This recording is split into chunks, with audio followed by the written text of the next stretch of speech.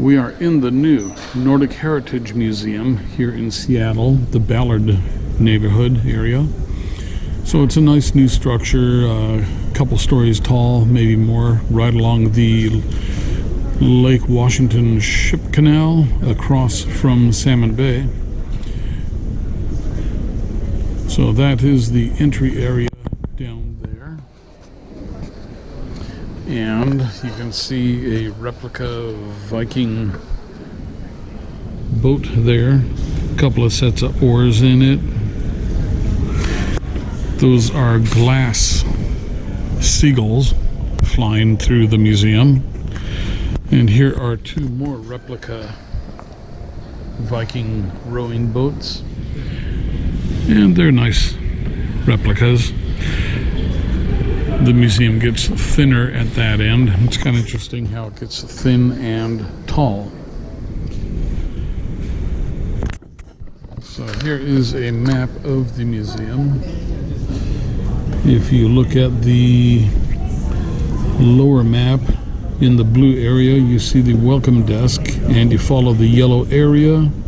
That takes you to the first display area, and you go upstairs, and then the yellow area up above is the main area of the museum. And so we just spent a couple hours going through there looking at the displays, and they have some interesting stuff. So I will make my way around and take a couple of pictures of the things I thought most interesting and wrap up this little video.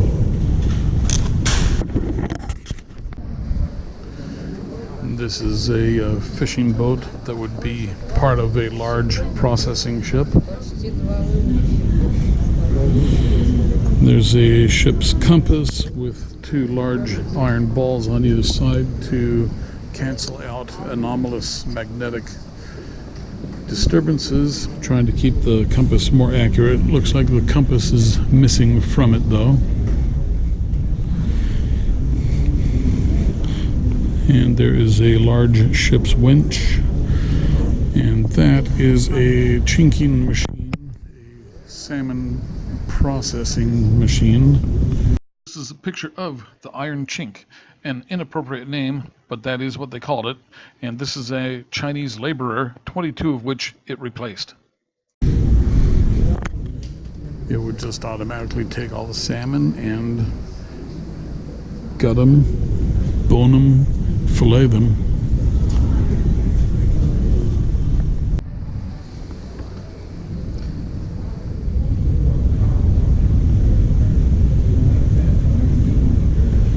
And those are the details about the machine.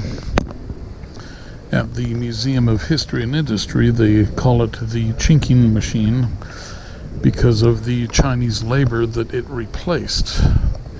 But over here, they just simply call it a mechanical processing machine.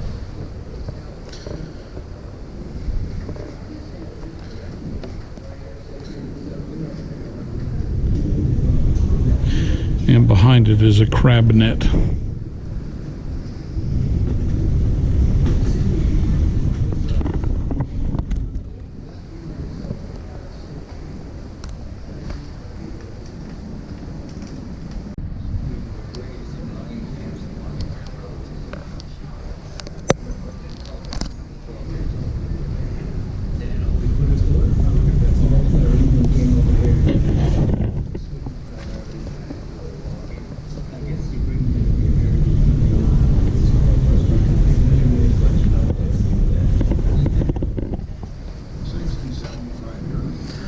The Martha Foss tugboat and a ship's wheel. And that is Mathilda Berg, I believe, who the tug was named for.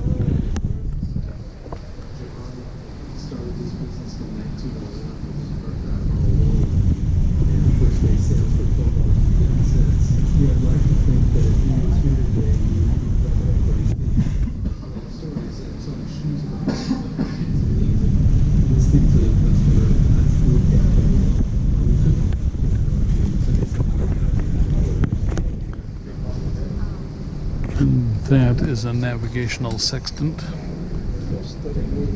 determining the elevation of the sun depending on the latitude you are sailing, or just whichever latitude you're at, north and south of the equator.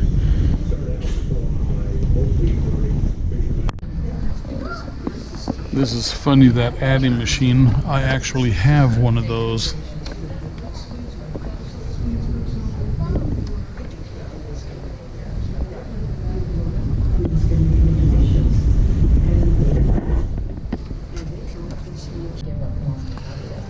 Okay, these aren't going to show up too well, but these are the flaps that guide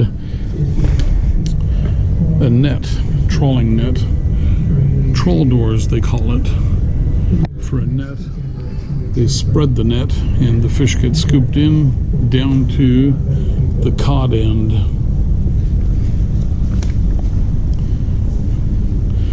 So they're about 3.5 feet tall and maybe 6 feet long.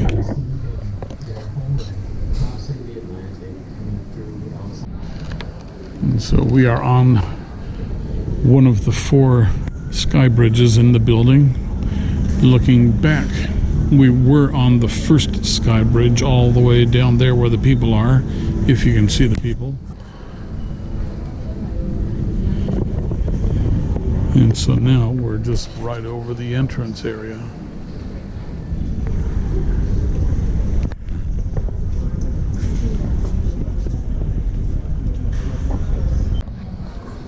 Okay, and try to figure out what this is.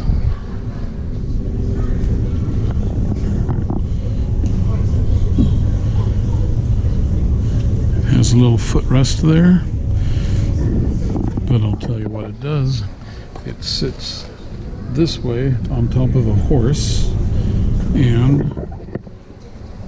the lady will sit in that and rest her feet on that. It's a side saddle. And it's got some ornate carving in it.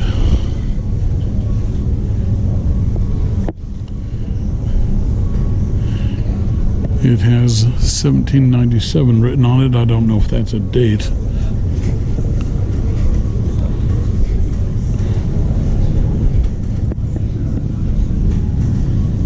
Interesting.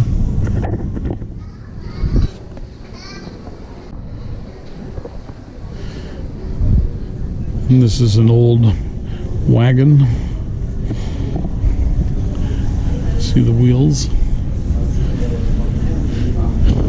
Got this steel band around it. The wheel's a little decayed. You can see the beetle bore holes in it, in the wood. And you see the springs in there.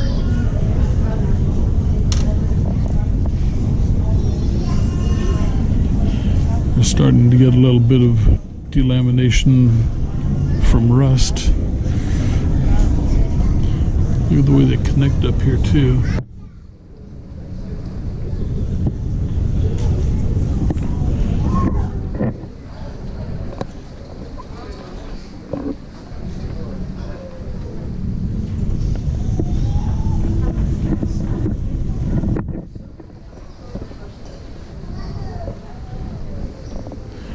Yeah, it's interesting. It's got the suspension. And in back, you see it has in the center what I would call an overload spring. So you have the springs on either side and then another spring mounted to the center, which probably helps with anti-sway and then heavy weight. But I could see if you have too much weight on it, it would slide out into the hub of the axle, maybe.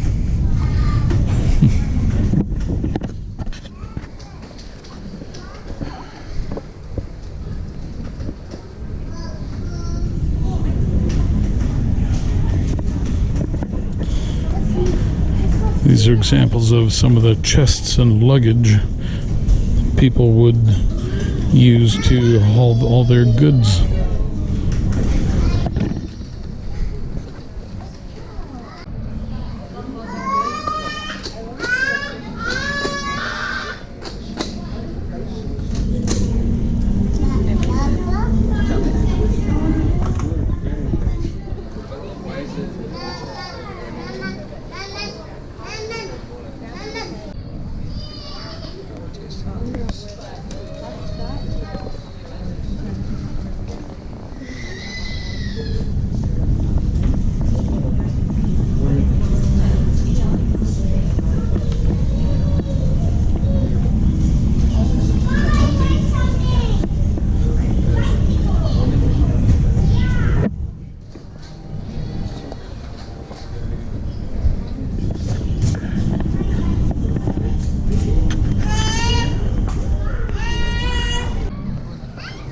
So this is interesting about this ship, built in 1620 or 1626.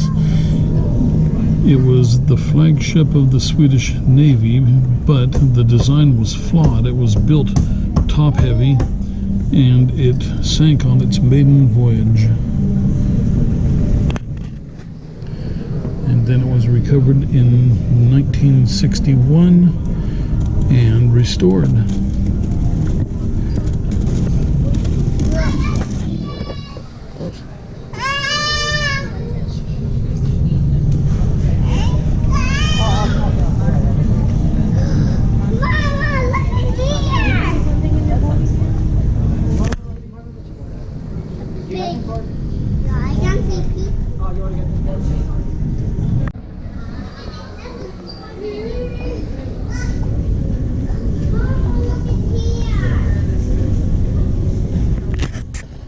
Okay, so of all the replica Viking boats that I've seen here, this is the truest reproduction. See, it has all the rivets are in it, no screws or anything. It looks like everything was done fairly true to the original method of construction. See, it's all copper. Some of it might be brass riveting. So we have the ribs in here, and there's the what do they call it? Lamp straight siding of the boat. I built a couple of these. It's interesting to build. The ones I did had bent oak ribs in it. These look more to be cut and formed 3 rowing stations. But so everything in this boat is riveted, no screws. Very true reproduction, as far as I can tell. Of course, now maybe that angle splice here may not be totally original, but I guess you have to make a few concessions.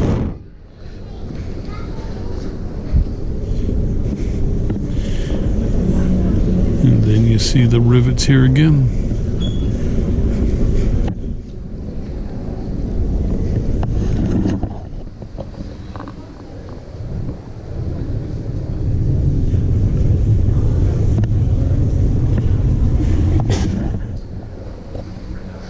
So very nicely done reproduction.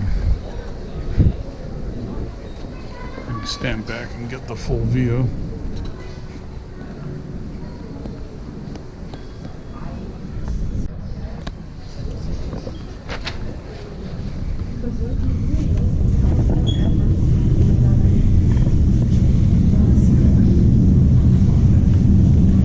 Contents of a Viking grave.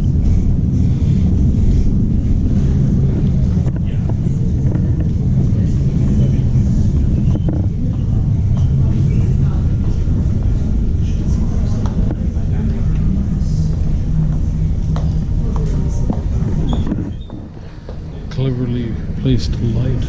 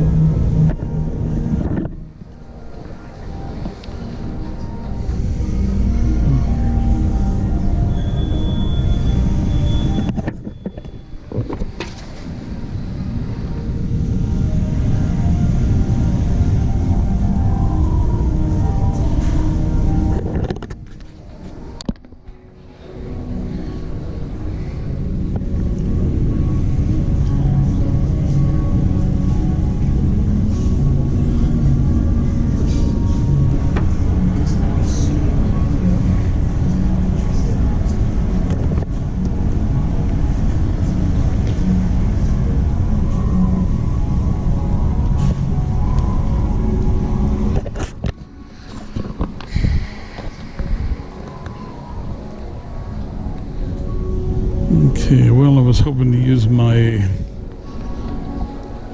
cell phone flashlight to get lighting under that exhibit, but it's black and my light's not strong enough. So we are looking down the exhibit space here. Okay.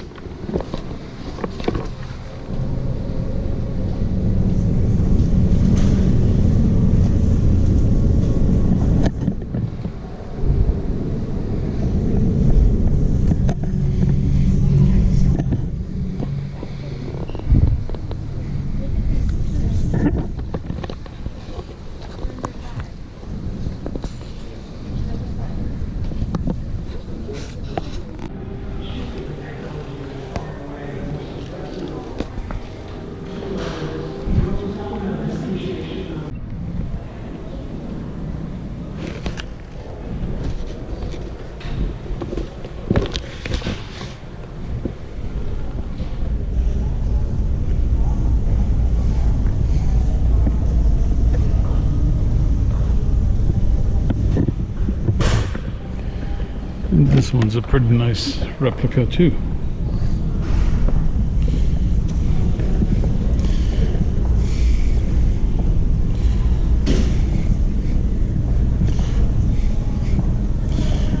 Has a little bit of a transom on it.